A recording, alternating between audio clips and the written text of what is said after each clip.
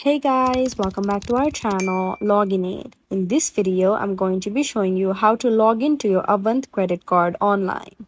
To do so, first you'll have to go to your preferred web browser. Here, I'm using Google Chrome for now. Then on the top URL box, you may go and search for avant.com/credit-card. This will directly take you to their website.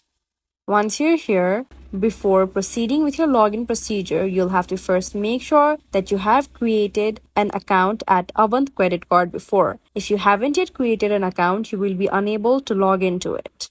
Now, to log into your account, you will have to click on the login button at the top right corner of your screen highlighted in blue.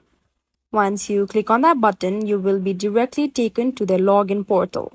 Here, you will have to enter your login credentials like your email and your password. You will have to enter your email in the first text box.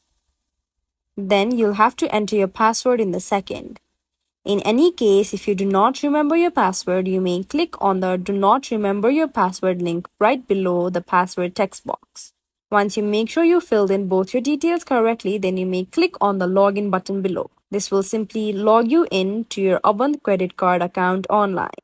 If you find this video helpful, kindly like, share, and subscribe, and do not forget to leave a comment down below. Thanks for watching.